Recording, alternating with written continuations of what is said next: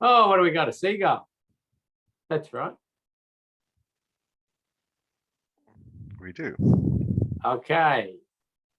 So let's have a little look there. Good, good. Okay. And just near the interchange there. Yeah. Okay. All right. Let's jump down here. Well, I'll ask you some questions in a second. Here we go.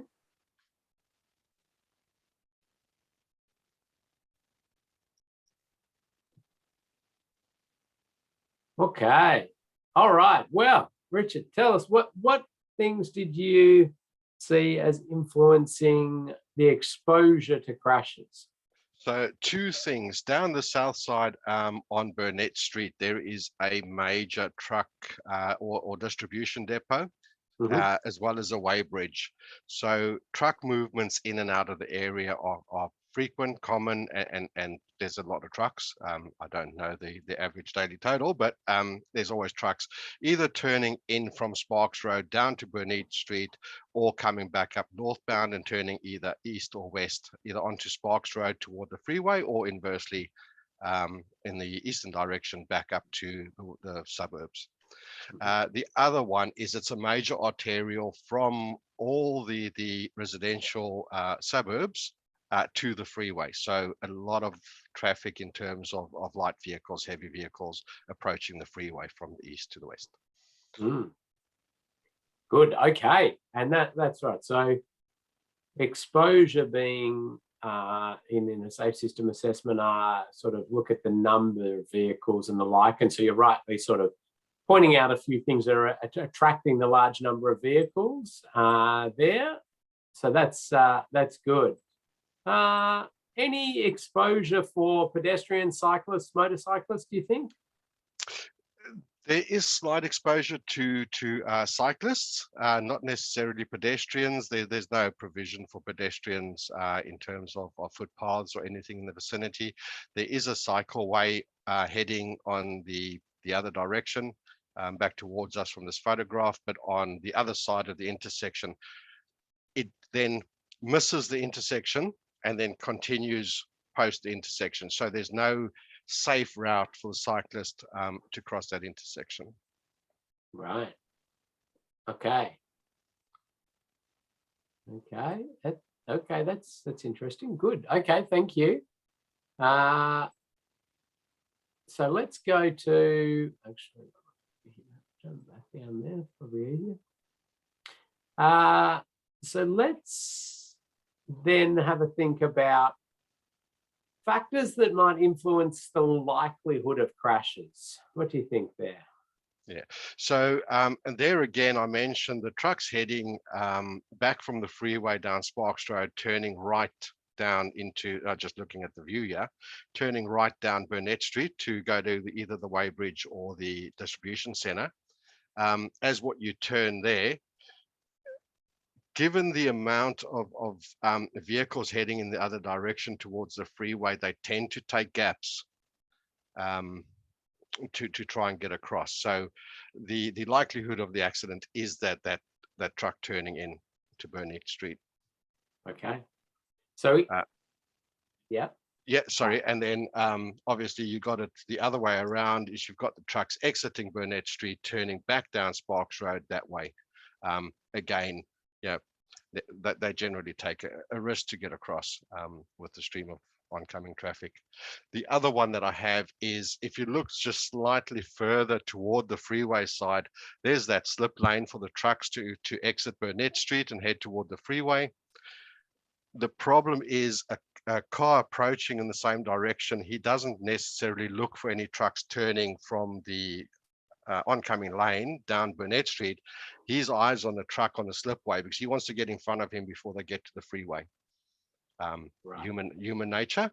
Yeah. And then they tend to speed up, which increases the likelihood, because if that truck were to turn in front of him, he's now further exaggerated his speed from 60 k's an hour to more. Yeah, gotcha. So that continues as a second lane all the way up to the freeway. Yeah, but they're trying to get Yeah, across. they're trying to veer across to try and beat the truck onto the freeway. Otherwise, they delayed effectively. Okay, good. Okay, so some good likelihood factors there for a few of the crash types. That's good. So there are lots of factors. I suppose I could run through a few. Well, actually, no, we'll keep going.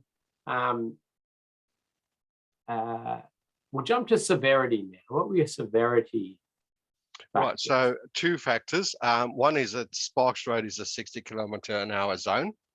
So again, a side impact at 60 kilometers an hour car versus heavy vehicle is not ideal, as well as the impact angle of those trucks turning in and out. Good. Okay, so speed and angle, two really influential ones for severity of crash outcome there. Also, the fact that we do have a high proportion of heavy vehicles will influence that as well, just in the area. Although when you've got the truck turning in, it's not the bullet vehicle, so it's not.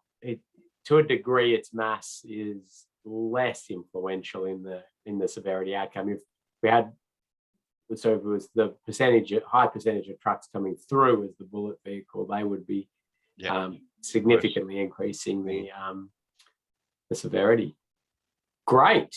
That's really good, and you've categorized things really nicely there. So let me just jump back through them, and then I'll come back to you, Richard, and we'll talk about what could possibly be altered here to influence some of those. Sure. So exposure-wise, exactly as Richard sort of talked about there, it's getting to how we're thinking about the numbers of vehicles going through here, number of vehicles going in and out, then the number of pedestrians or cyclists or motorcyclists going through the area.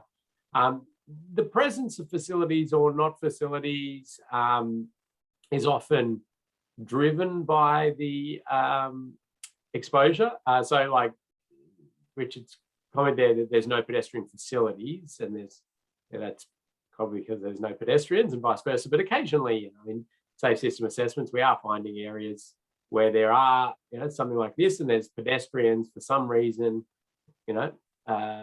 crossing or walking around, and providing those facilities might be something we'd be recommending. So you'd then still certainly be noting the exposure of pedestrians. It's just that the likelihood is going to be quite high because there's no facilities for them, and it's an awkward spot. So that's all really good. And you'll see when we get to doing the actual mechanics of documenting an assessment and quantifying things, that the exposure becomes a little bit easier, because it is just about the numbers that we know of, the number of pedestrians in the area or the number of vehicles going through or cyclists. So if we're able to either get that data or estimate that data, we're quite easily able to quantify our exposure. And then the likelihood was excellent, and then lots of good information. And one little trick, which Richard's done really well actually, is to understand that in a few circumstances, we will put traffic volume as a likelihood increasing factor, as well as the fact that it's exposure. But because of that high volume and vehicles making that jump through the gaps, trying to pick gaps and things, the likelihood is higher as well. So they're good.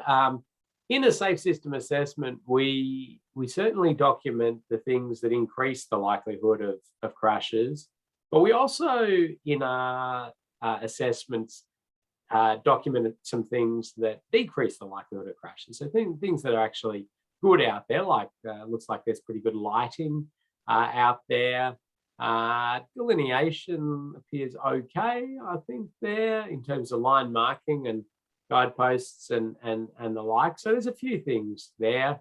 But certainly those characteristics that Richard mentioned, I think, are really good in terms of likelihood factors. Some good analysis of the entry lane and the complication, the weaving that sort of causes upstream. The presence of sort of roadside hazards, I suppose, is an interesting one where we're thinking about runoff road crashes and the likelihood of that. So the presence of trees as a background hazard, power poles here. Let's have a look at our light post. What do we got? So it looks, it's a bit hard to tell exactly what it is from the street view. But that looks just direct soil embedment. That's not frangible.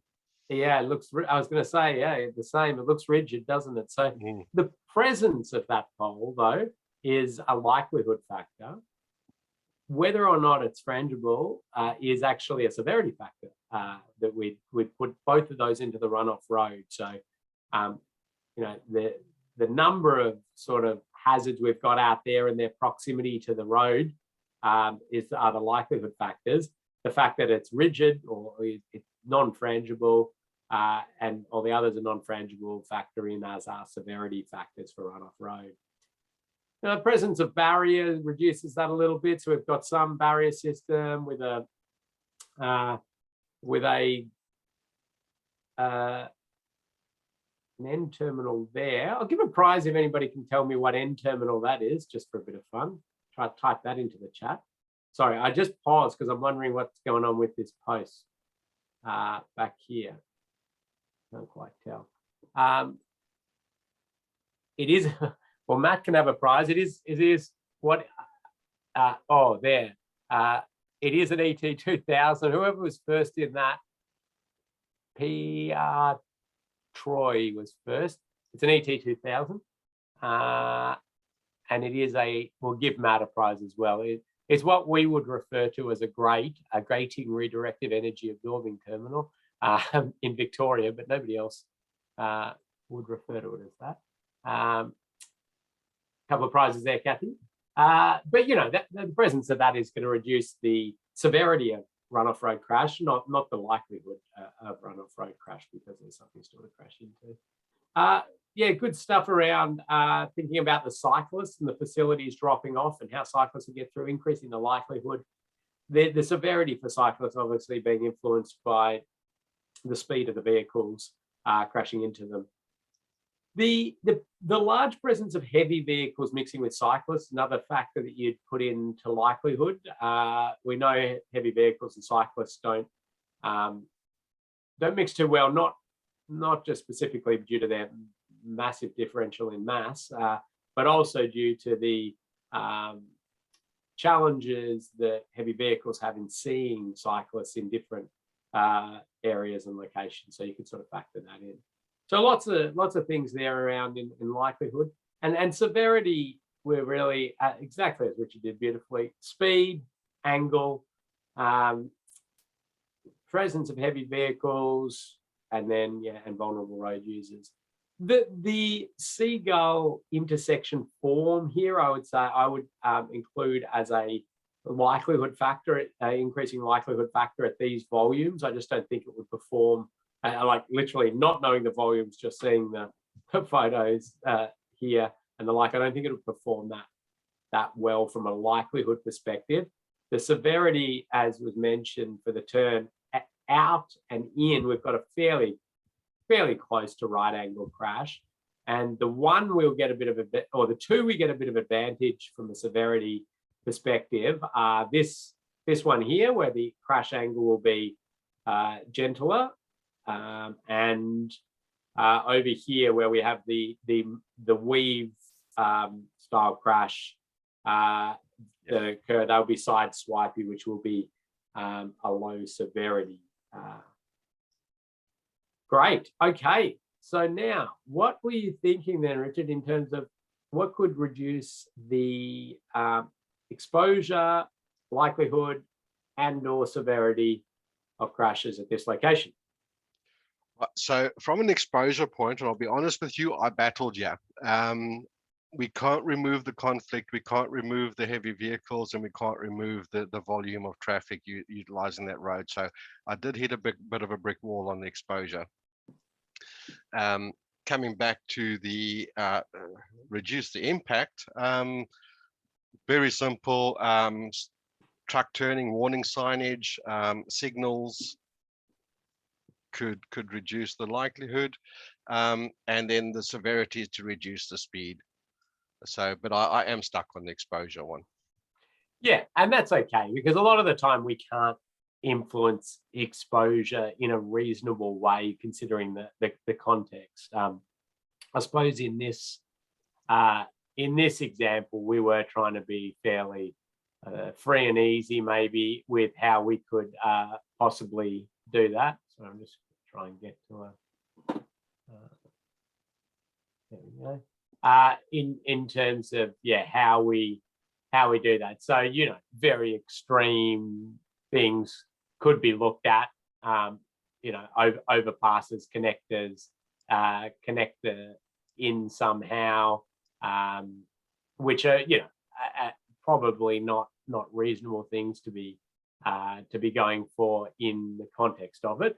But really, the ways would be to block off turns in or out, to remove cyclists somehow from this.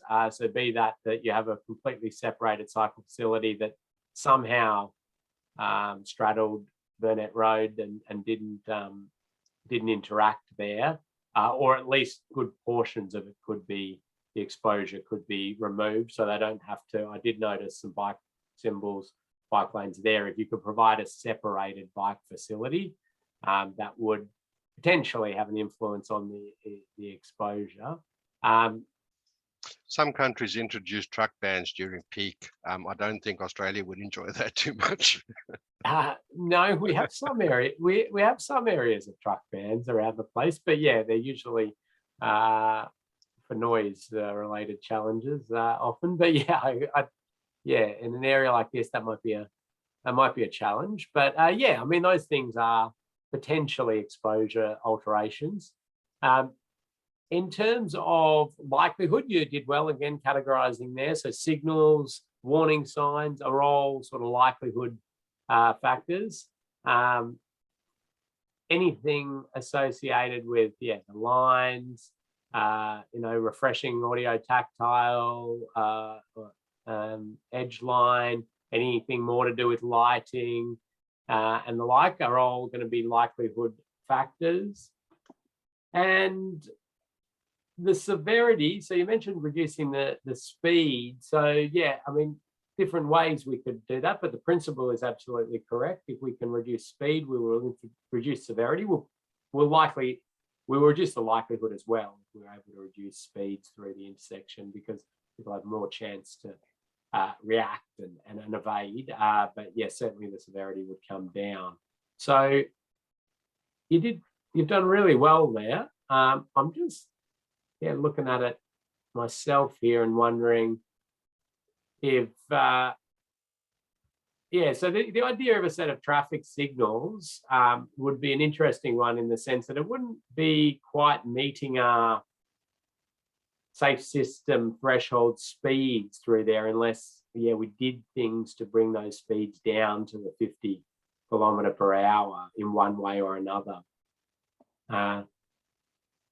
So interesting site from that perspective, and certainly I would still see merit in a raised intersection here, signalised raised intersection, but tipping as sort of one of New South Wales' first ones, we'd want to tread carefully there.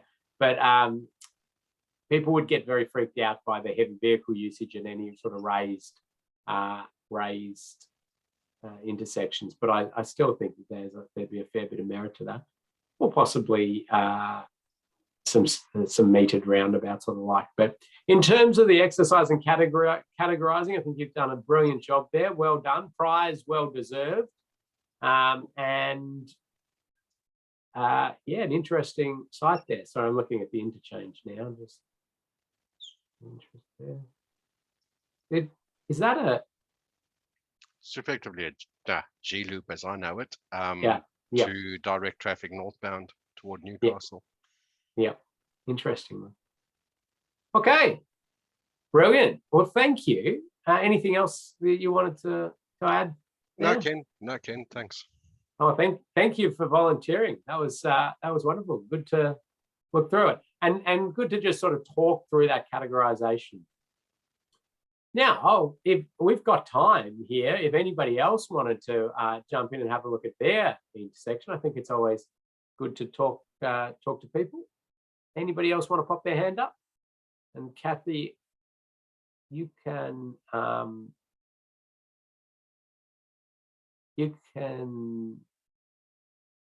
remove Richard from the screen. I don't have ability to do this at the moment because I think I'm not a host. I think we've lost Kathy. Have we lost Kathy? No, not quite. But I did remove Richard from the screen, but not from the webinar. Oh, that's a good thing. It says remove permission to talk is the way we do that. Thanks, Ken. Any other volunteers? I think somebody did volunteer there. I think it was Paul via yep in the chat. I thought you were just volunteering. All right. I still have Richard on the screen, but anyway, that's all right. Interesting. Okay, g'day, Paul. G'day, Ken. How's it going? Very well, very well. And yourself? Yeah, no, going great. Lovely day here in Bathurst. Beautiful Bathurst. And what, remind me, your intersection was? Yeah, look, we're between on Russell Street in Bathurst, between the intersections of William Street and Bentinck Street. Yes. Okay, William Street and Bentinck Street.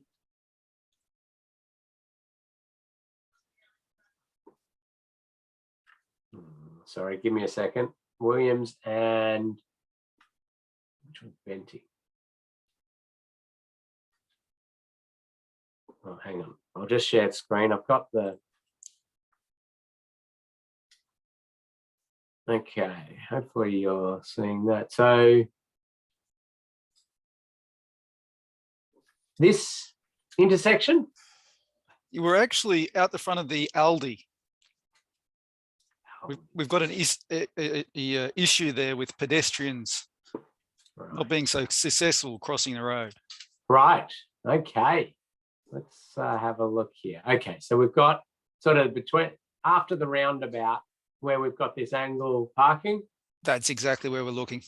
The lovely New South Wales iconic reverse angle parking. That's it. Let's jump down here and have a look. Okay. There's your Audi. Right. Well, let's have a chat about a few things here. Let's start with exposure. What was influencing exposure to crashes?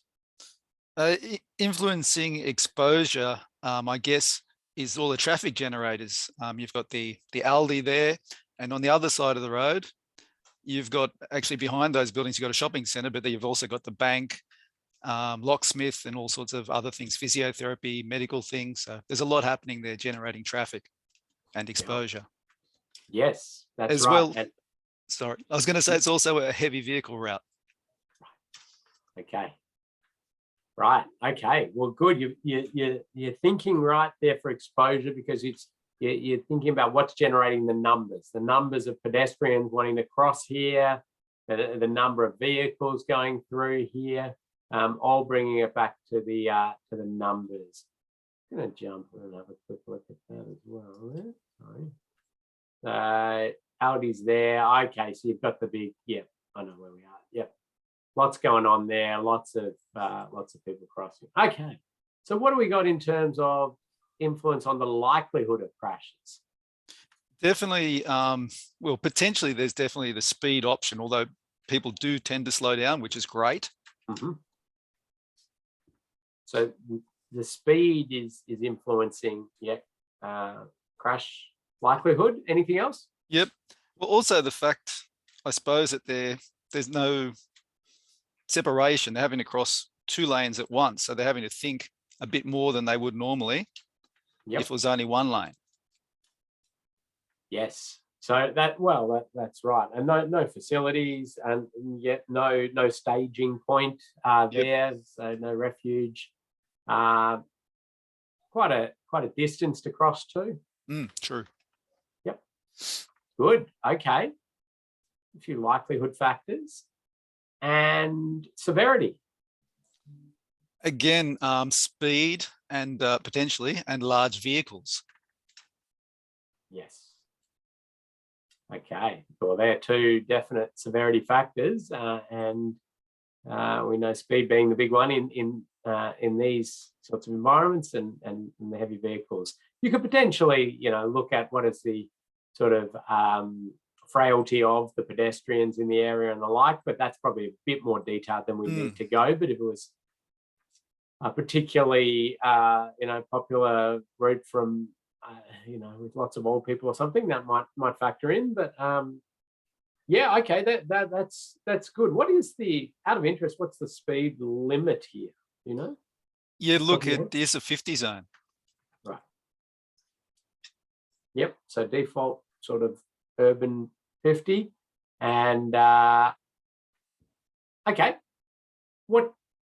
what do you think we could be doing to alter the exposure, likelihood, and or severity? Yeah, look, exposure, I mean, in an ideal world, you'd have a lift and a pedestrian bridge, and that would get all your vulnerable people from the medical centres between their appointments. That would be, and I gave you no constraints on anything, so that's absolutely that works, because it would alter the exposure of pedestrians to crashes. Yep. Absolutely. There you go. All right. And likelihood?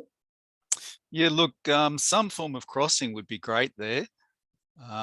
And even if it had a raised platform leading up to it, that'd be even better still. Yeah. A high pedestrian area, 40 would be great as well. Would reduce the likelihood. Yeah. And severity? Controlling, just making sure the speed's controlled would be a great thing, I think, there. And I don't think we could take away the heavy vehicle route, but in an ideal world, maybe we could. Yeah. Yep. Well done. I mean, these are all, you've done a really nice job in categorizing and thinking those things through. Yeah, very much a fan of the idea there of a pedestrian facility. It's a decent spot within this run too. It sort of would act as local area traffic management if you were able to provide some raised points or even speed cushions on the approach to the crossing, so your heavy vehicles could straddle. That would be a nice way to do it. You'd probably need to think about some widths so vehicles aren't going around those, but yeah, no, that's interesting. How does the reverse angle parking operate? Does it do well? It certainly slows traffic down. Yeah. And yeah, I think it probably minimizes the severity of crashes. Yep. Okay. Yep, it's an interesting one. We did a bit of a study on reverse angle parking for the Victorian government because some of the challenges with front angle parking and cyclists going past and backing out. So the front helps from that perspective, but some interesting, I suppose, other challenges around backing pedestrian and fumes onto the dining areas and these sorts of challenges. But yeah, interesting one to look at. Yeah, thanks, Ken. Good. No, thank you for volunteering. That was good. Good to get back to Bathurst, albeit virtually at this stage. Brilliant. Thank you very much. Thank you, Ken. Okay. Well, that's good. That's been wonderful to jump into a few of those. I've enjoyed that. Now, Kathy, did you have anything else you wanted to cover there before I start with some slides? Thanks, Ken. No, thanks to everyone who got their assignments in. And if you haven't already for last module, there is a due date, but we still accept after the due date. So do make sure you get it in order to finish off the course. And also it's good to get some feedback before we get into your next one, which we'll cover off next month. Sorry, which will... We'll cover off next module, the actual Yes. system assessment. Good to make sure you're categorising right before you do your big one. That's it. Good. Okay. All right. So we've had a nice little bit of a chat there, and thanks again to our volunteers for talking that through. Hopefully, well, I should say that I was quite impressed with those that have submitted and the ability to categorise. I think people are getting better and better with their ability to do that. And we do spend a bit of time on that, because when you get to that actual safe system assessment and that task, we're going to be marking you on that, and we expect you to sort of have your head around exposure, likelihood, and severity. Okay, so this module, we're going to cover a few things. I will just touch on something that I did notice a few people still having a little bit of a challenge with, which was the exposure aspect, and just that clarity around what is exposure. Now, I can understand completely why people have having a little bit of trouble with it, because we have talked for many years in road safety around exposure, and it's been used in quite a broad way. And one of the, I suppose, ways that we've thought about it, and just then when we were in Bathurst, we were sort of talking about it, and there was the angled parking, and I talked about the width of the crossing. Well, the distance a pedestrian is going to have to cross, okay, is actually in a safe system assessment a likelihood factor. But in most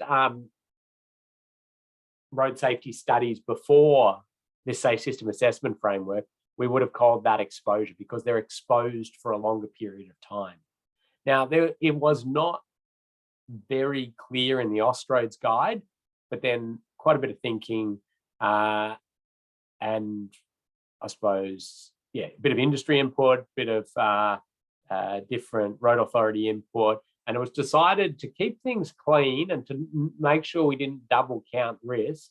If we put the numbers of people as the exposure, number of pedestrians crossing, the distance they have to cross is one of the likelihood factors. That's, yeah, it's still probably one of the ones that a lot of people out there are a little bit confused by. So that's one. But exposure and ways to influence, where we talked about, you know, blocking off roads or blocking off the conflict points, or that separation. So vulnerable road users not exposed to that crash because of separation. But that becomes a little bit problematic in the sense that what sort of separation and how far do we need to separate in order to call it exposure? So if we have a traffic lane there, for example, and we've got vehicles and cyclists sharing the lane, okay, and then we say, well, we're going to provide a bike lane, right? It's a little bike symbol, very bad. Okay, are we changing exposure there? Just white line a bike lane? Well, no, we wouldn't call that removing the exposure of cyclists to crashes, because we know people will leave their lane, be distracted, one reason or another. Well, what about if we went, a step further and we sort of chevron that out and we created a bike lane, over here, even bigger. And, how far do we have to go before we're saying, well, we're altering the exposure to crashes?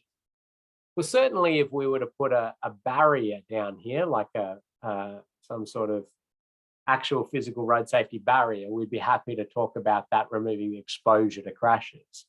But the distance within that the pavement, I would definitely still be calling it a likelihood reducing factor.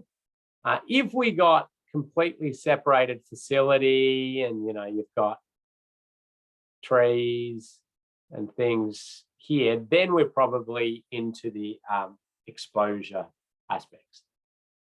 Now, it's not 100% clear, but we've done a little fact sheet. I'll jump past that. We've done a little fact sheet on this topic because it's another one of the areas where people get quite confused as to whether they should be attributing the benefits to exposure or likelihood. So that's that fact sheet there, which is on different bike facilities at mid-block, or in the mid-block, and whether they're influencing exposure likelihood and or severity. So you'll be able to have a look at that because we're providing you all these fact sheets. And we've tried to pop in their fact sheets to address other topics that were not clear in the Austroad Safe System Assessment Framework, or were not covered at all in that when it was produced, and that have emerged through lots of people doing lots of safe system assessments and going, well, there's no guide, we don't know what to do on this. So we've produced these fact sheets, and they cover a variety of things. So there's one here on how to undertake a safe system assessment on a route. So rather than just we're doing a lot of isolated intersections in this course, and certainly as your exercises, and we do that for keeping things within a reasonable time frame and not being too complex at the start. But there's a fact sheet on how to do something like that. There's some on clarification around likelihood. There's some on exposure scores at intersections and how do you calculate that. So we've made all those available to you in Moodle, and Kathy will probably at the end just show you where you can get to those, and you might start using them after next module, or they might be something you just keep there for when you're out there doing safe system assessments and you want to have a quick look at that. Okay, good. Well, thank you. Let's talk about today's session. Okay, today we want to connect movement and place thinking with safe system thinking. Some of you will be very familiar with movement and place, some of you perhaps not so much, but the concepts shouldn't be too hard for you in terms of sort of basic strategic transport planning thinking. We're going to identify key characteristics of vulnerable road users. So that's our pedestrians, cyclists and motorcyclists that align highly with safe system principles. And we're going to categorize some risk factors there and into exposure, likelihood and severity. A very important thing. Don't forget to catch your wallabies, of course. Right. Let's talk about movement and place. Now, you might have heard of it referred to as potentially link and place, or one network framework in New Zealand.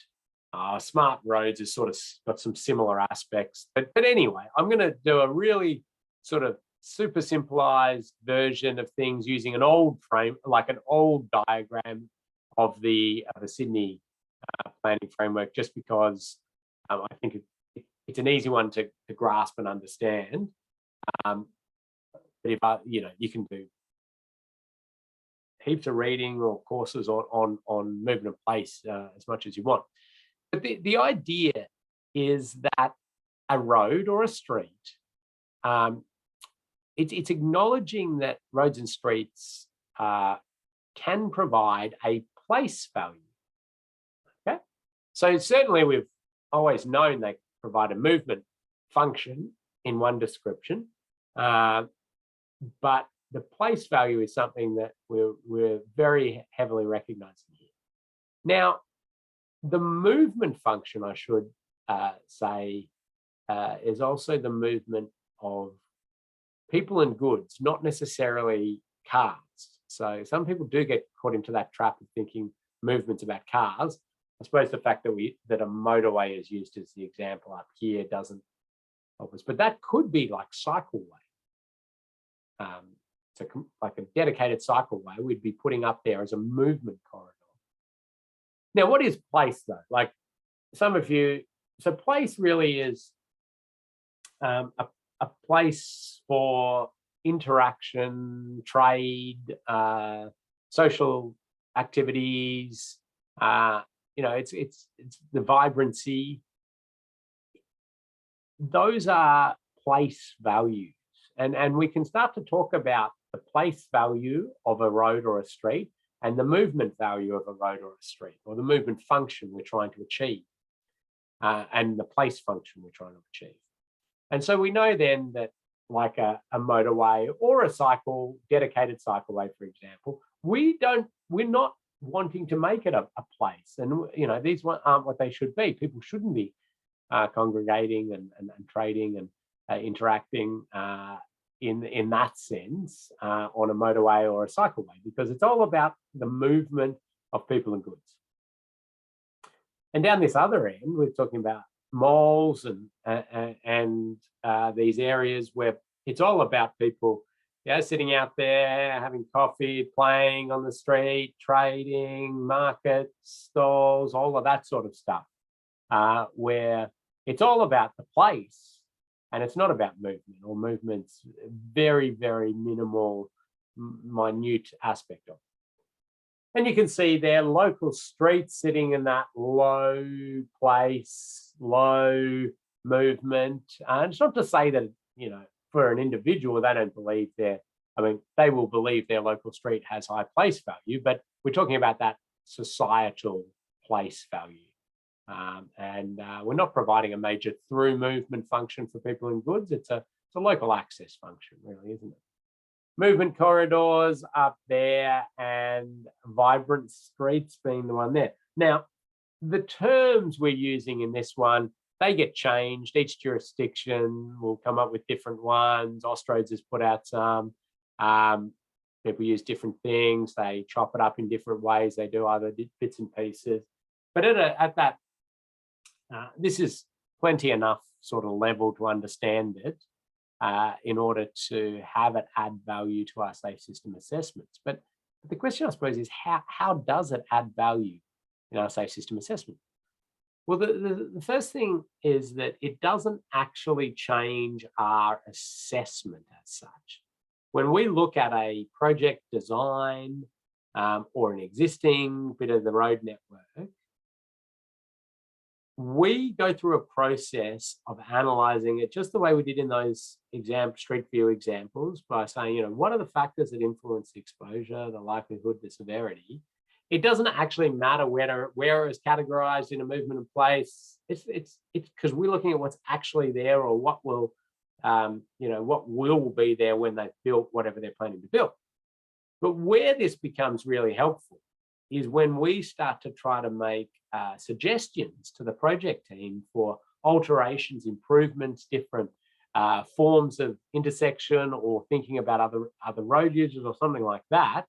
Well, if we know where it's sitting in this framework, we have better ability to suggest appropriate treatments, because we can achieve a safe system in all of these categories.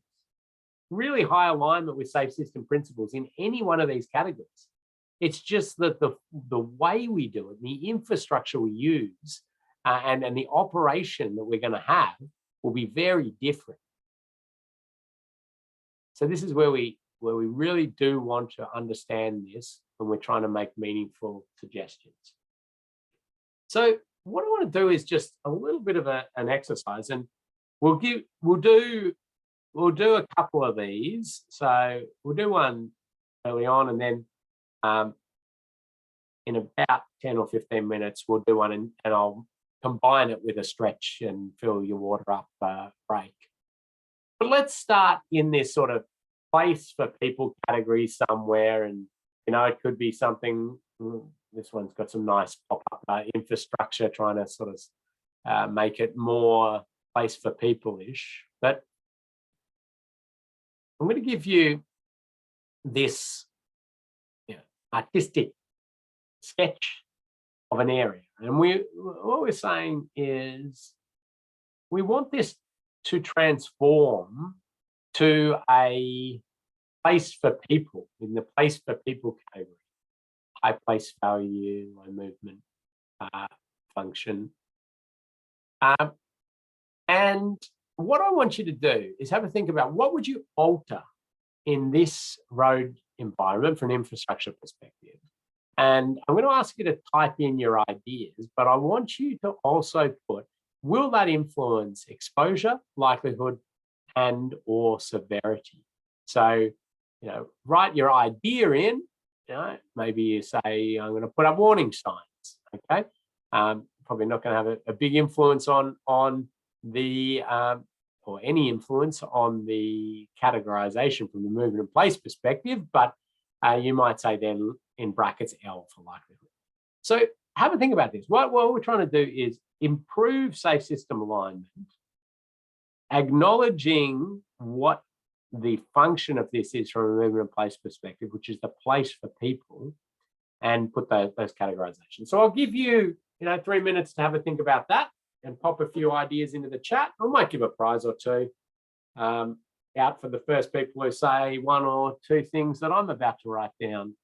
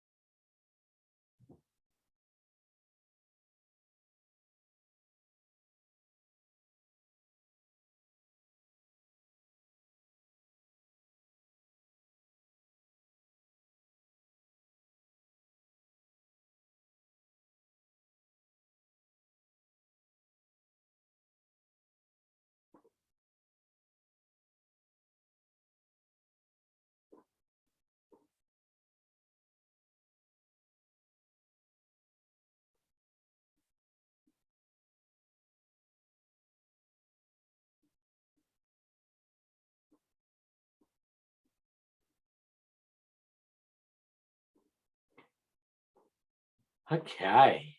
Wow. What a great group.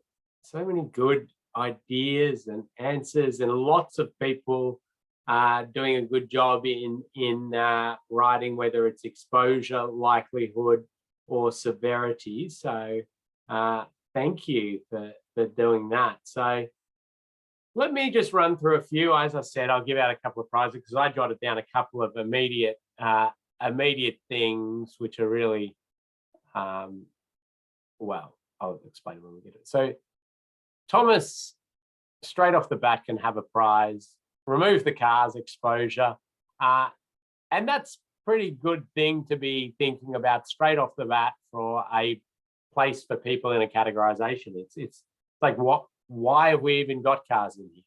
We've just defined it as our highest sort of order place for trade, interaction, social activities, everything like that. A great question to be asking is, can we just make this a mall essentially, or just have maybe the public transport at a minimum? So good one to think about there. So we've seen some different discussion. I'm not going to get to everybody here, but thank you to people who have been putting it out to everybody, so you can all be reading along. So dedicated bus lanes and the like, that's a really, I suppose it has some good safe system alignment, but it's probably not going to be super conducive to creating that place for people. It's really a movement. That is a movement mechanism, really, to get the buses through and help the buses move through those areas, which is not the priority here. And it's going to then create not as much, but I mean, yes, certainly from a safety perspective, could work quite well. reduced to 2 lanes. So now we're talking about, yeah, that's going to help out certainly with things. And removal of parking is an interesting one. It certainly has things that align well with getting that place for people function coming along, but it can open up wider streets and faster speeds, which have some certainly road safety challenges, but also then erode some of that place for people feel.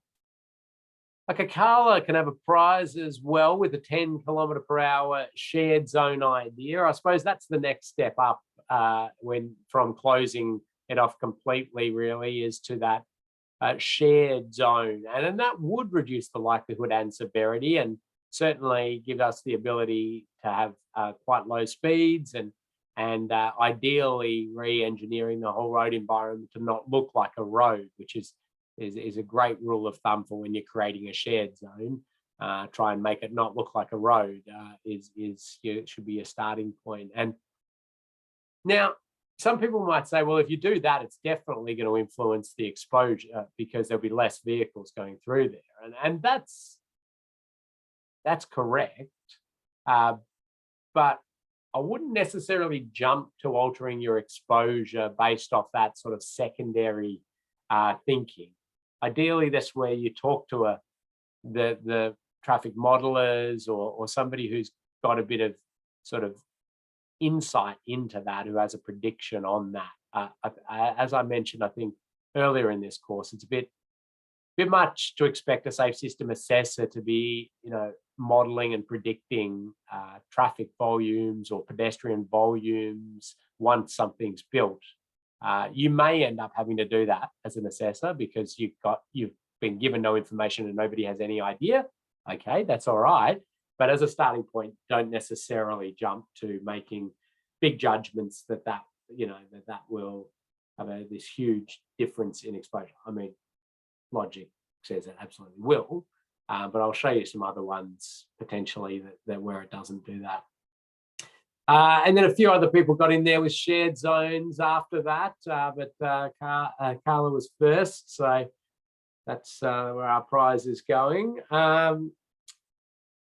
Road narrowing, lots of support there for low speed, a few more identifying that idea of closing the road. Yeah, good stuff on low speeds. So a refuge island certainly would reduce the likelihood of crashes. So correct there.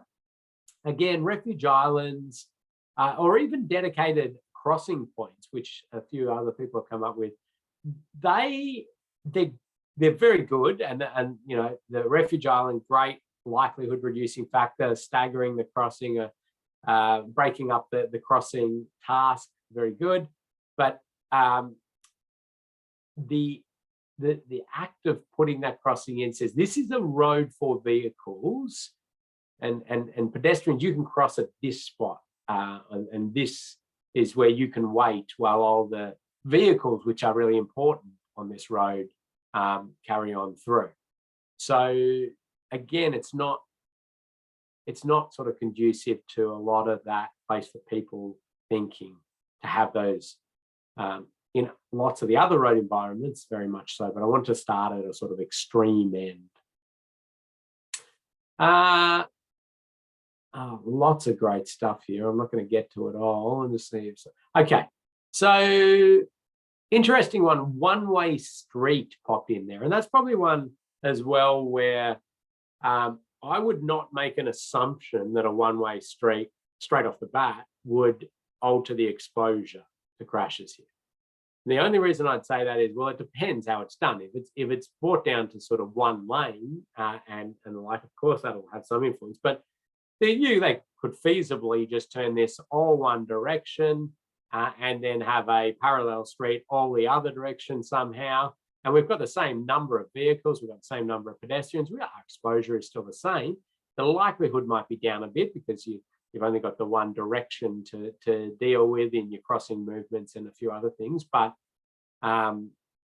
yeah, so it probably would influence the exposure, but let's wait till we see some more details from whoever's running the project.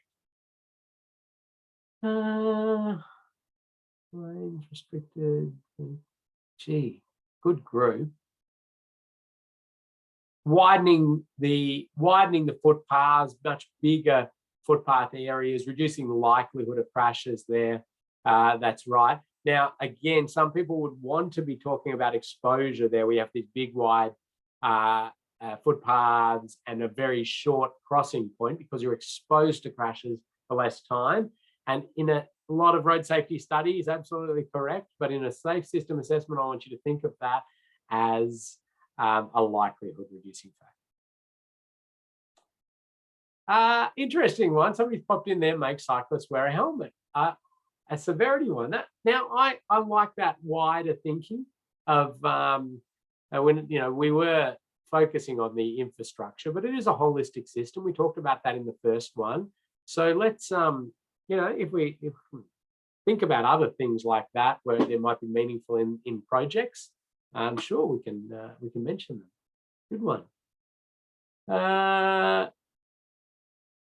Okay.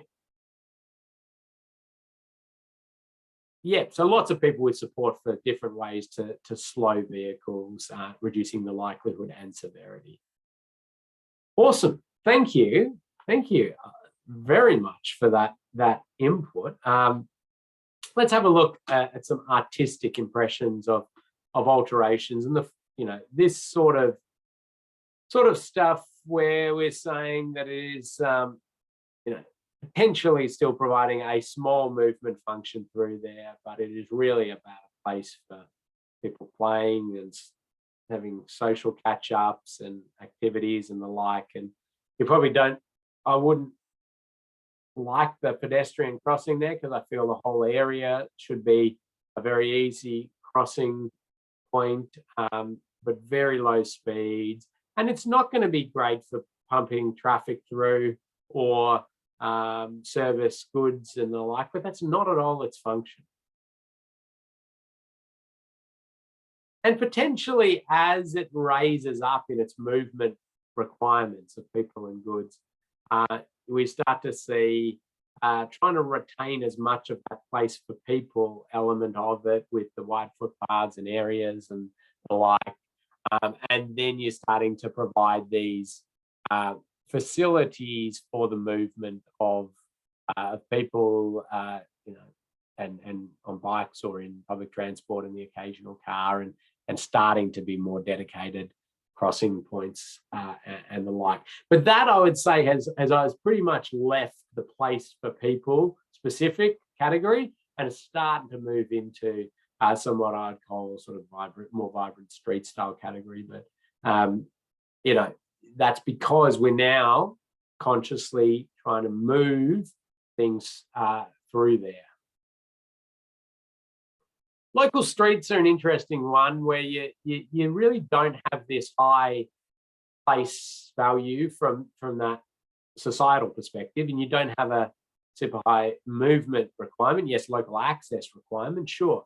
But yeah, so we end up then sort of, well, this is very populated local street. Most of ours are faster than that.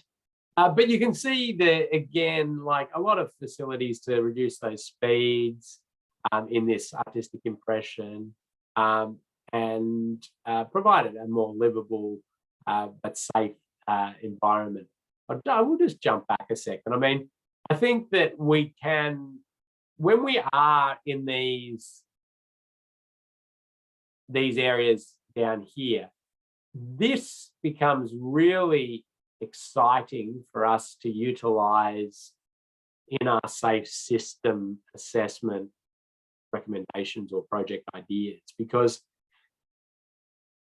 they have basically acknowledged that they don't need to pump anything through there fast. So we've got a great lever to protect using speed and speed management techniques and the like. This one will sort of just probably naturally fall out a little bit of that. And so, these sorts of things obviously become quite attractive, or your local area traffic management or blocking off some of the through streets, the rat runs and the like. Okay, we're going to do vibrant streets now, and this is the one where I'm going to give you a good 5 minutes, and you're going to have a think about it and have a stretch and fill up your water and jot a few ideas down there. But I'll just check. Yeah, no, sorry, I had something in the chat that was lingering from before. So vibrant streets, these are hard because we have this high place value. We have this high movement requirement.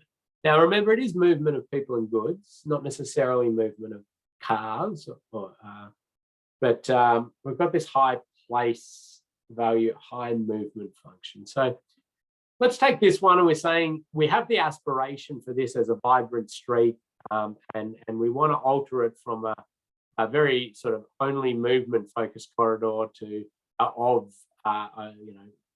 passenger vehicles basically, and we want to alter it to that vibrant street, high movement of people and goods, and high place value.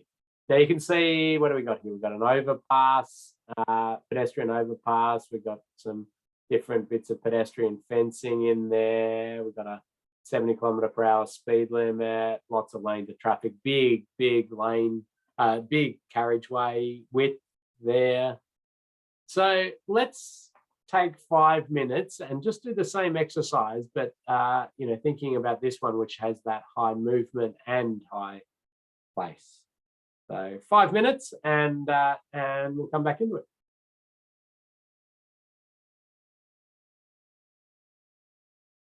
Okay, so thank you again to everybody popping in some great ideas, and I do really think people have got the hang of this now. We don't need to sort of spend a lot more time on it, but seen some really good ideas in there. There's some interesting ones here that, so pedestrian fencing and the like to push everybody to the overpass, I think is one that it will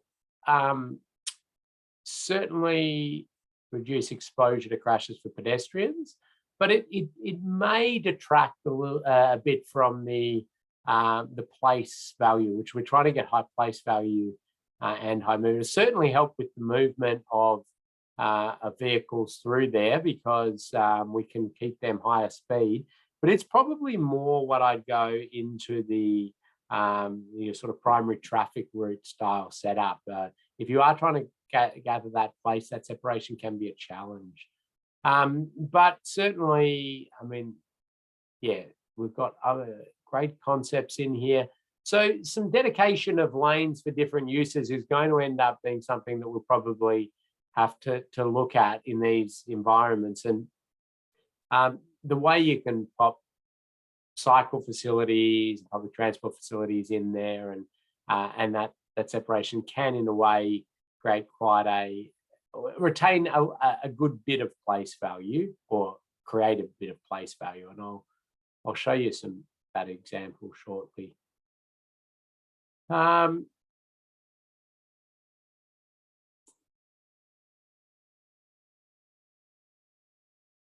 So Durga's made the comment, overpass, but still crossing streets, design pedestrian crossing facilities. So I think that's worthy of a prize, because I think that's, the temptation would be just to push everybody to the pedestrian overpass, but it's not going to create place value for you from that perspective.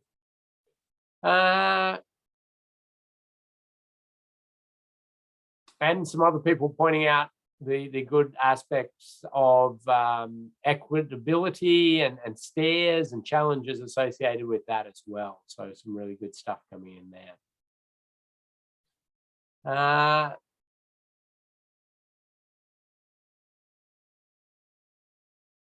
I'm just flicking through. I won't get to them all. So such great thinking in here. Yeah, certainly a lot of stuff in there that will, in fact, I think pretty much everything I saw in there would improve road safety. and get us better alignment with safe system principles. I suppose the challenge is in that context of trying to build a place with it. And remember, it's us sort of trying to help people make alterations to their project that improve road safety but align with their objectives. Well, here's a sort of, again, an artistic mock-up of potentially what it could be altered to, and a lot of you put in some of these features, but we are seeing, I suppose, speeds maybe there that people might think are slower than they would have expected for that movement function. But do remember that we consider this movement, and we consider actually even this movement, and the buses, of course. So, movement's not necessarily just fast cars going through there. So the we've got a great place atmosphere with the areas to trade and dine and socialize, and we've got low speed certainly closer to this, to that whole area, and then some faster but still not hugely fast traffic through there, and some dedicated crossing points which sit generally within our speed thresholds. So us creating these out there, which often don't look as pretty as the artistic impression, but we can continue to build and try and landscape and make them much friendlier. That separated facility provides us with some good value. And we talked about, is this altering the exposure or the likelihood? And in this case, I would just say likelihood of crashes, because I could feasibly see vehicles leaving their lane and getting into here, or certainly coming in and out. We've got the conflict there of vehicles. So, but certainly would reduce the likelihood of crashes, and that's where you'll be accounting for it in your assessments. And when we get to these movement corridors, these are more the ones where we're talking about potentially restricting pedestrian access, providing the overpasses. Yes, it could still be that it's a movement corridor for cyclists, for example, as well. So maybe, they've got a completely dedicated facility, but we don't want people seeing this as a place to mingle, to congregate, to interact and the like. So we may be able to start doing some things, some different fencing, different barrier systems, overpasses for pedestrians and the like, and really altering that road environment to move vehicles through there, move cyclists through there fast, and if pedestrians want to cross or the like, just get them away from slowing the vehicles down.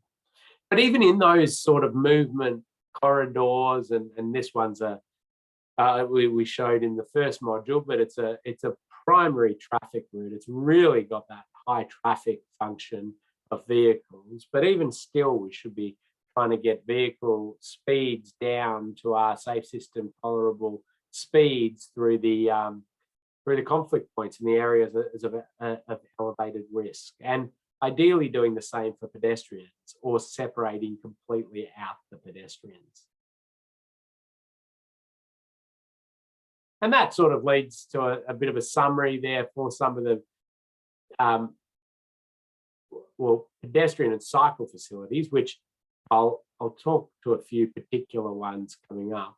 But we know pedestrians and cyclists are the most vulnerable to injury out there. We know 10% risk of severe injury around that 20 kilometres per hour mark, up to 30-ish for death. Almost certain death around the 50 kilometre per hour mark, direct strikes. And thinking about our old and young, even more vulnerable. So really, we should be trying to manage speeds to around that 20 kilometre per hour mark, where we have that interaction with pedestrians, the volume significant, or trying to seek to separate.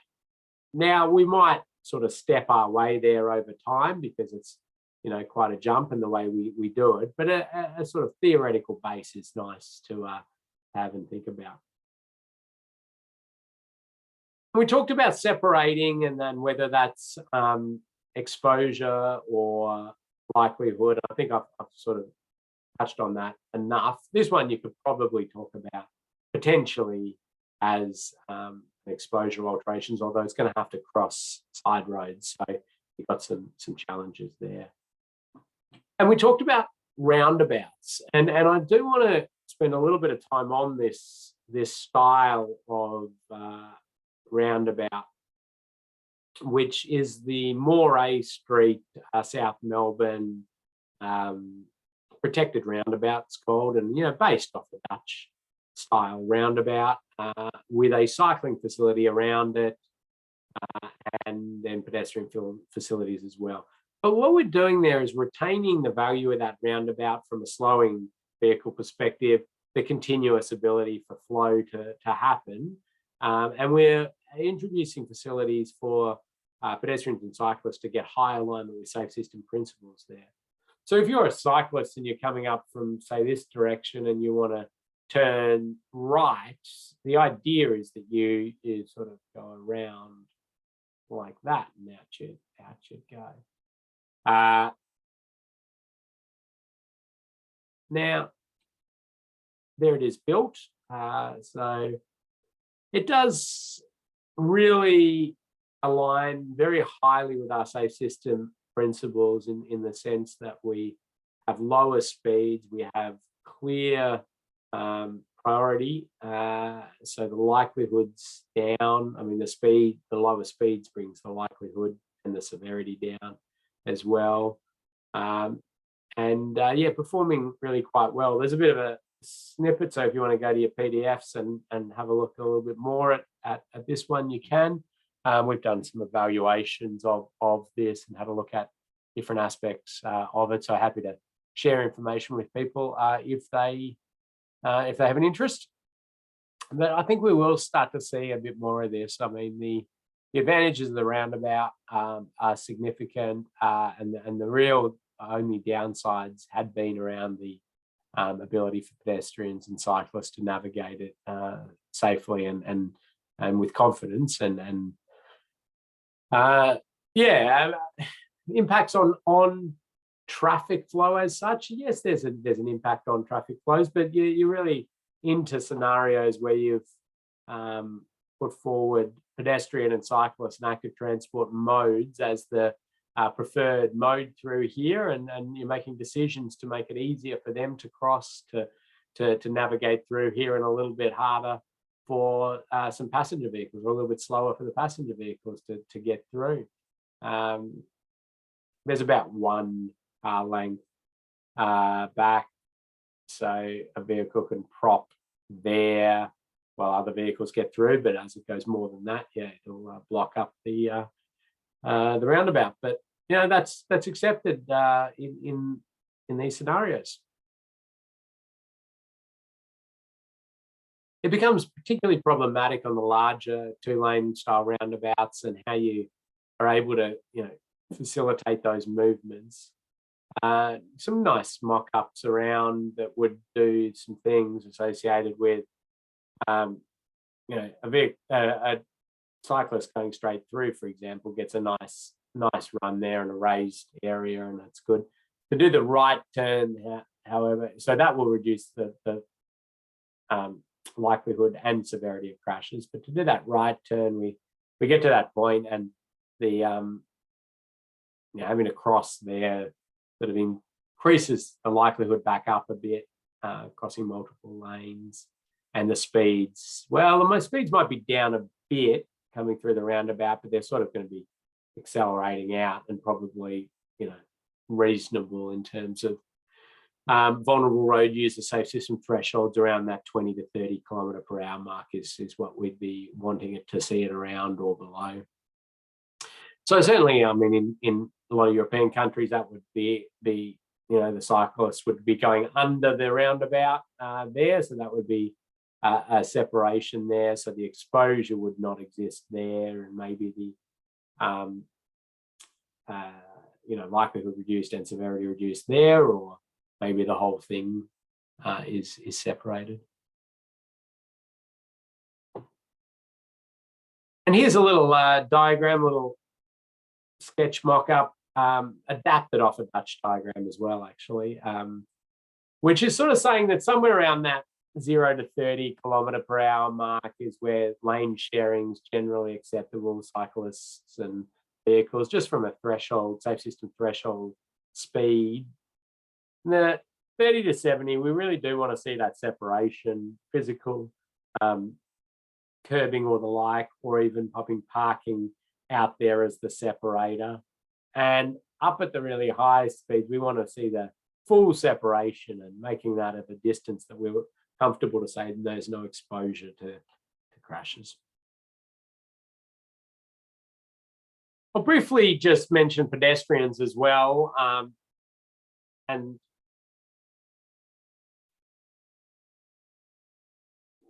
I'll pop this one in. This is New Zealand, actually. And they wouldn't call it a wombat crossing, I don't think, but we in Australia would call it a wombat crossing, a raised pedestrian crossing or a raised zebra crossing. So pedestrians having priority. Now, we know that this is good from a likelihood and severity perspective, the reduced speed of vehicles going through there, pedestrians easier to see and the like. And there's another one, probably this one's looking a little more familiar in terms of what we tend to see. We know, though, that if this wasn't raised, so if this was just an at-grade pedestrian crossing or a zebra crossing, we know that would have limited to no road safety benefit, or could go the other way and make things more unsafe.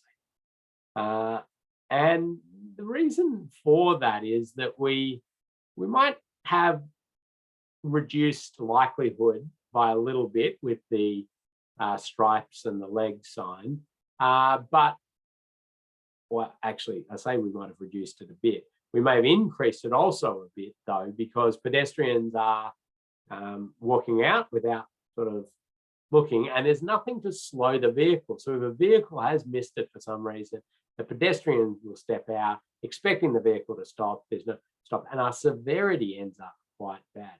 And this is an interesting one to look at the wild ranges of crash reduction factors around the world for pedestrian crossings, at grade zebra crossings. Now, yes, there's very different designs out there, and the way that they're marked and signed and the like, and the cultural aspects of how facilities are used and the like. But they're really, very wild, and a lot of them showing very bad performance for pedestrians, and some lowish good. But the raised pedestrian crossing, where we have really addressed that severity of crash, and the likelihood's much, much better in these occasions. I mean, yes, we've got the clarity around priority and everything like that, but it's just so much more likely that the vehicle slows and stops for the pedestrian crossing when it's raised. Better view also of the pedestrians, and the equity and the ability for so many road users to use this crossing at grade and not having to go down and through a gutter and then up, and really great facility. So I have this general personal sort of rule of thumb, which is if you have enough pedestrian volume or desire or the like to give pedestrians priority, it should be raised. Now, some people say, oh, I could, find a scenario of, I don't know, heavy vehicles and buses and all these other different challenges. I think all those can be easily designed into the ramp grades and the like. But I will also say that I don't see much difference between, I'm going to sort of look down on a crossing now. If you've got a crossing, it's a pedestrian crossing, and if you use cushions, speed cushions on the approach, maybe an island as well or something, just so people don't go around it, to me, that's pretty close to, from a safe system perspective, as long as you're reducing, because the vehicles will slow down on the approach, and we get that slowing down. We don't get quite as much benefit from that likelihood. It's still pretty good, and then you don't get as much benefit but that's a pretty highly aligned safe system facility, which will be fine for buses and trucks and the like. And again, I can show you some examples of that.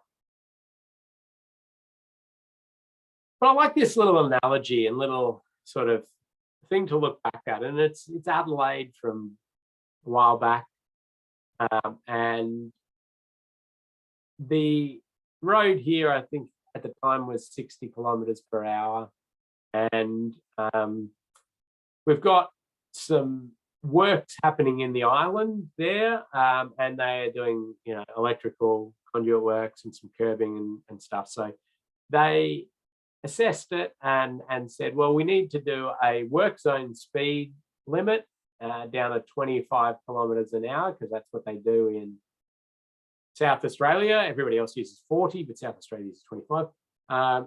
And we need to put up the barriers systems, and then it's safe for them to do their work. And so they do their work for a couple of weeks, and everything's finished, and they take all of that away, and speed limit goes back up to 60, and the barriers are gone. And then there's like 3,000, 4,000 pedestrians a day that stand in that exact area where the workers were. And you sort of say, well, why are the workers afforded such safety and the general public are not? And people may say, well, the workers are concentrating on their works. They're not looking out for traffic and these sorts of things. And well, we know really the reality is that the pedestrians are usually, looking at their phone, or some of them, quite a bunch of them, are intoxicated during different hours, and listening to music and all sorts of these sorts of challenges, which people can sort of gravitate towards to get angry and annoyed about and the like. But that's the reality of it. And so you get to the point of saying, well, why is there such a discrepancy between worker safety and traveling public safety? And it's just completely looked at in a different, through different lenses. And I mean, both exactly the same vulnerable road user, aren't they? Just one happens to be getting paid to be out there, and the other doesn't. And to a degree, I use that as a bit of an elevator pitch if I need to very quickly talk to somebody about the safe system. I'll say, well, the sort of theory we have around occupational health and safety and keeping people safe in the workplace and in the work they're doing around the road, or in the work they're doing in a factory or whatever like that. If we could take that philosophy and afford that level of safety and thinking to the entire traveling public, would be very close to our safe system. So yeah, just want to think about, but we're getting better at some of this stuff, and there's different facilities being put out there in the central tram stops of Melbourne, for example, which is always a challenge. Amazing. I did a study that stuck with me very well that I commissioned while I was working at Vic Roads a long time ago around tram routes, and some of you are in places that are getting more and more, putting light rail in, or you're building lots of different public transport facilities, busways and the like. But every road that had a tram route on it in Melbourne had double the pedestrian crash risk than a non-tram route. Now, there was some analysis within that to talk about volumes as well, and activity, and there's the tram routes, and there are also your strip shopping centres, and so there's lots of them, and that was tried to be accounted for. And even still around that, it was this quite high risk And it really boils down to the fact that when people see their mode of public transport arriving, all bets are off. Or like, oh, they just throw away their risk, their assessment of risk, and just dart across the road, across traffic, and you know, all sorts of highly risky behaviour. And yeah, tram stops particularly bad because they're in sort of in the middle of the road, giving a double whammy. I mean, yeah, certainly half the people, you're always going to need to cross the road. But anyway, I'm sort of on a tangent. But actually, the reason, sorry, it's not quite a tangent, because in a safe system assessment, you want to be factoring and thinking about that. So we have done safe system assessments, and others have done safe system assessments around areas of, public transport, dedicated busways, tram interchanges, new train stations. And it's all, you're factoring in some likelihood around these things. And then it gives and provides an opportunity for us to think more broadly about how we can, manage risk around these times. But I think you've seen pretty clearly how raised signalised intersections are a pretty amazing road safety facility from that reduced likelihood and severity of crashes. And I really do feel these are going to be, one of the next things we see a lot of in Australia and New Zealand. We are seeing a lot of them in Victoria. New Zealand's just starting to really ramp them up, and we're seeing lots of interest from Queensland, a little bit of interest from New South Wales, hoping for a bit more. Yeah, lots of design specifics. I'm sure some of you will be, are very much into this and thinking about it. One of the things I do like is this use of a bollard, or like an omni-stop bollard or something like that around these locations, because you do lose your curb. So larger vehicles or even cars cutting, it's far easier to then sort of intentionally or unintentionally mount the footpath there, and just that's a obviously a place pedestrians will be storing. So that sort of stuff helps significantly to really to stop that happening. You got it. Yeah. Well, not too much about it. Threshold treatments and on side roads, again, reduction in likelihood and severity. Nice to provide that sort of 1 hour length worth of sitting there, just from a traffic ops perspective. And speed limit reductions, we know that that works. Reducing the speed limit. So here's just a regulatory speed, a default speed limit reduction back in the day from 60 as the default to 50 as the default. It's a pretty big drop in number of casualty crashes per year just on that. And pedestrians and cyclists were big winners of that in the urban environment, obviously passenger vehicles as well.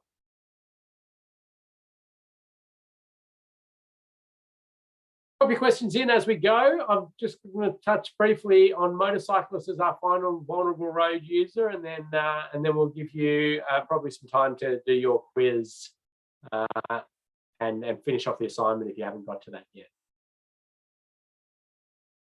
So motorcyclists, very challenging road use when we put the safe system thinking around it, due to the fact that we've got high speed and we've got high vulnerability, or the potential for high speed and high vulnerability.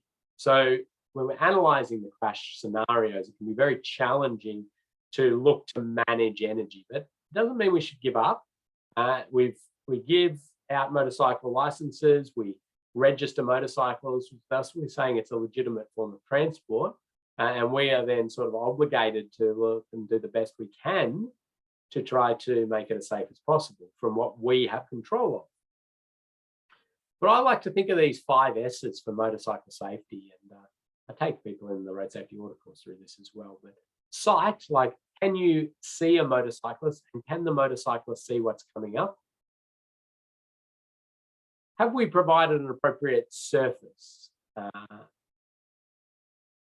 Do we have good signage to warn, inform, guide, and the like. When a motorcyclist crashes or something crashes into a motorcyclist, what is the strike? Like what are the motorcyclists hitting, or what's hitting the motorcyclist? And what are the speeds of travel of the rider and anything striking the rider? So if we take those 5 S's and we pop them in here, and we say, well, being able to see a motorcyclist or the surface or the signs, that's a likelihood. They're going to influence the likelihood of crashes. Strike, well, the crash is now happening. How bad is it going to be? That's the severity of the crash. And speed, being that magic one, it will reduce the likelihood and severity. Now, I haven't quite got to adding in the 6th S that I would put in when I talk about motorcycle safety in other countries like Thailand or Vietnam or other areas, where I talk about separation as another S, and that would influence the exposure. And that's because we do see some pretty wonderful benefits of dedicated motorcycle lanes, essentially their own road, in some of those countries. Malaysia's probably a world leader in the separated motorcycle lane. Our motorcycling in Australia is different. We're a very small percentage, about 1.5% of vehicle kilometres travelled, yet about nearly 20% of deaths and serious injuries. So there's a overrepresentation stat for you. But certainly, if you're working in a country that has a very different proportion and different setup like that, the S of separation can come into play as a really effective way to reduce exposure, and that's going to help us out in the safe system assessment. So a colleague of mine, UN Strandroth in Sweden, did some really, I suppose, it was groundbreaking analysis of motorcycle injury curves, and those have been published. I'll put the reference down there. Oh, there's a little block there, but we've put that into the resources, and sort of some key outputs here, and again, sort of analysing where motorcyclists sit. Now, they sit basically closer to pedestrians and cyclists than passenger vehicles, but certainly up a bit more from pedestrians and cyclists. But even in full riding gear, and helmet, and body armor and the like, nowhere near ability to withstand force like a car passenger can, with the crumple, like the whole shell and the crumpled lanes and airbags and seatbelts and everything like that. We're just still very far apart. So I was going to just jump through those S's very quickly with a few pictures, and that'll probably get us to an end point, but I'll just see if any questions have come in there. Of course they have. Ken, what about e-bikes and e-scooters going forward? Yeah, it's a really good question, and the emergence of e-scooters certainly is very, very interesting, not just from a safety perspective, but from a whole of transport and livability and last mile. Oh, it's just fascinating. Climate change, all sorts of things, and e-bikes are a bit the same, but I suppose the e-bikes to me are really push bikes with the ability for more to ride and for further distances to travel and the like. So the mobility scooters are the ones that I'm yet to formalize a position on it from all sorts of perspectives, and I just haven't done the research and looking into it. I can give you a very sort of safe system style answer, which is that if we can limit speeds to somewhere around the 20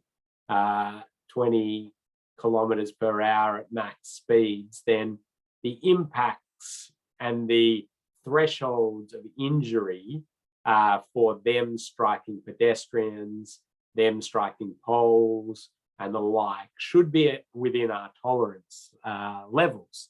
And yes, we can work on the likelihood, but as long as we can keep that, it's a fairly much safe system generally aligned. Now, yeah, I've seen that. There's some footage going around of a crash in New Zealand of a e-scooter hitting somebody getting off a light rail, getting off a tram at probably around that maybe 20 km/h mark, and it does look fairly graphic. I would say that the person struck will have survived and will lead a normal, healthy life after some recovery time. So it's sort of within our safety thresholds, but you really don't like to see those incidents, happening. And so there's some real work in design and where they can go and all those sorts of things. But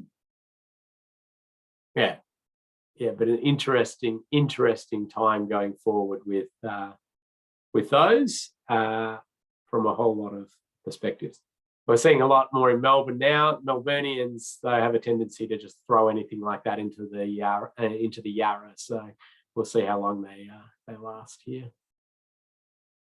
The other one that, just as the comparative purposes, if we were to look at the same risk assessment from a safety perspective of e-scooters and e-bikes versus motorcycles, motorcycles are in a league of their own in risk, like just way off the chart. So for us to, I suppose, accept this risk because it's been around for a long time versus restricting a lower risk from entering the market is an interesting sort of conundrum in my mind. But anyway, there you go. I didn't answer it at all, but I gave you some commentary around e-bikes and e-scooters. But if anybody does or has done a lot of thinking around it, I would be interested to read some papers and articles and things like that. I'm seeing bits and pieces. I'm sure there's some really interesting. The NTC did their framework for e-scooters, which is pretty good document. That helps.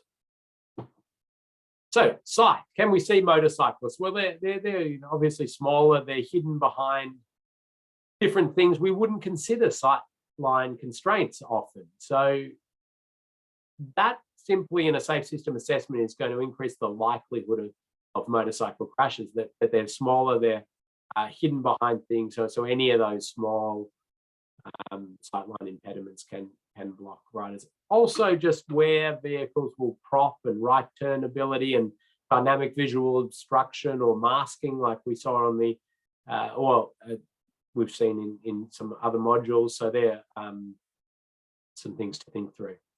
The surfaces are really important for motorcyclists because of the way they lean when they corner and take curves.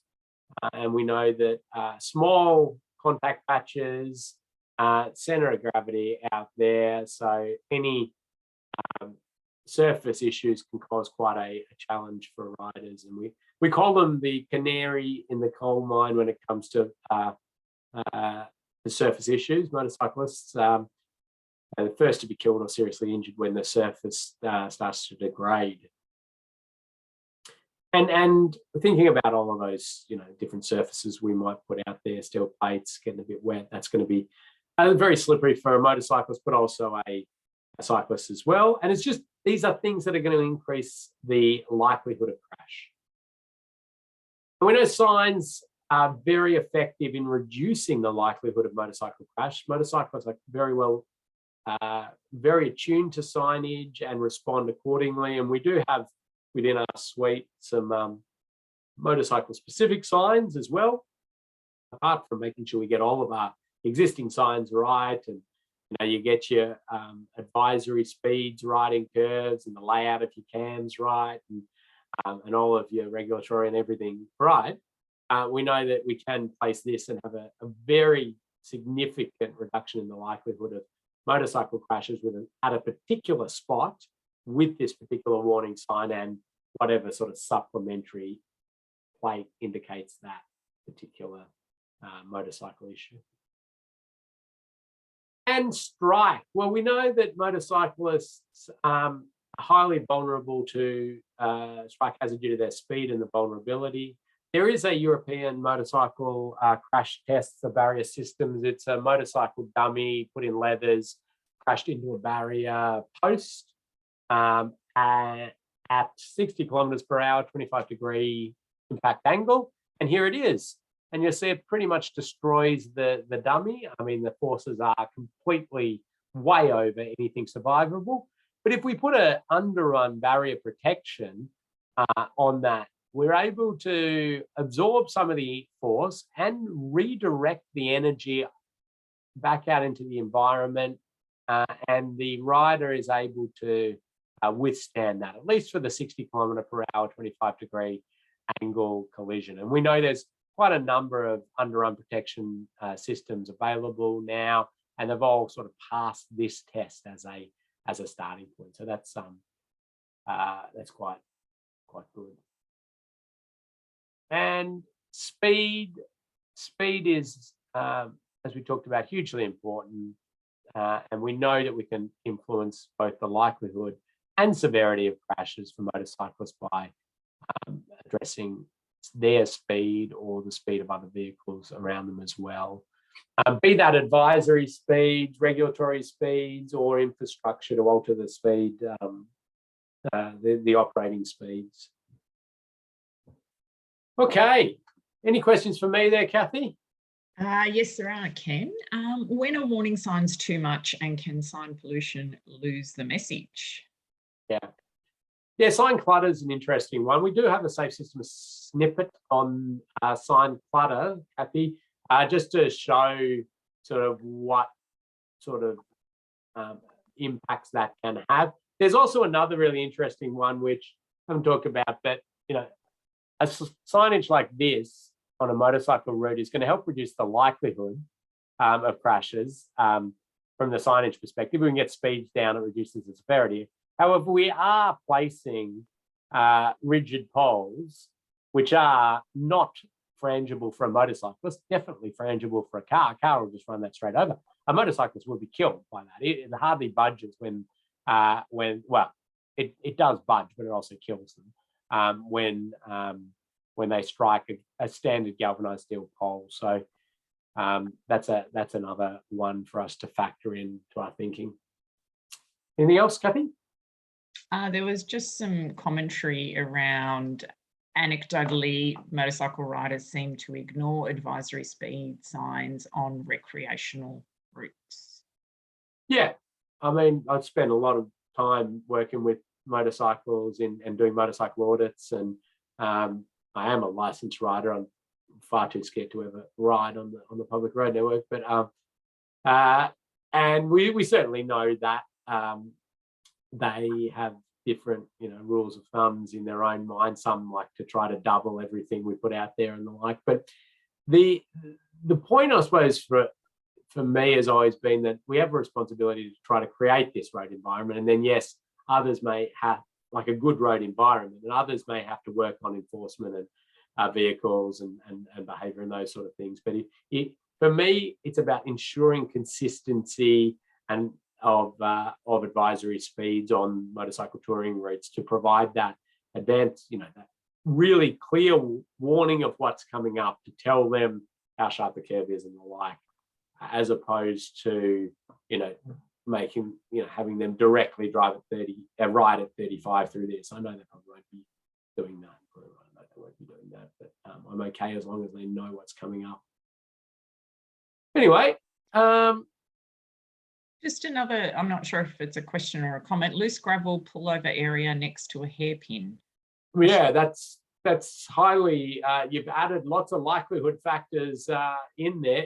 Instead of hairpin, make it a compound curve, and you've pretty much hit all the things that significantly increase the likelihood of crashes. Gravel on the surface, compound curbs especially bad because they tighten up and the like. And yeah, the other standard issues out there on the touring routes. All right, that's all the questions for now. So if you do have any more questions, do type them in. We've only got a handful of minutes to go. So I'm just going to run through a couple of things, which is you're all doing a marvellous job with the quizzes. Thanks very much. So there is one more quiz in today's session, which is the Module 3 quiz. But I'm also asking you to have a little sneak peek at Module 4. Because what we've done is worked out your site, which is near to the address that you provided to us. So basically, if you jump into Module 4 and have a look at your site location we've assigned you, it's really just to look at the location for now. So don't do anything else with it. Don't jump ahead. And what it is there's the location there and your name is in brackets. Now, you might find that there's a number of people, which just means your friends and colleagues who are also doing the course either live or work near that location as well. So that's what that means. But if you can have a look, and if you have moved between the time you gave us the address and now, please send me an email and let me know, and we'll conjure up a new site for you. So just have a look at the location and make sure you're okay with getting to that location sometime after the next module that we run on Thursday. I think that's about it. If you haven't got your assignment in from last time, please do get it in. It'd be great to get some feedback from Ken before you get into this one. Okay, and so quiz for this session. Have a look at your site, make sure you're comfortable, you know where it is and it's close enough. And finish off your assignment if you haven't. And Thursday, we're going to prime you up for getting you out to that site. But it's all about going through the mechanics of writing up a safe system assessment, doing the scoring and the like. Thank you very much. Thank you, Ken. Thanks, everyone. Bye. Bye.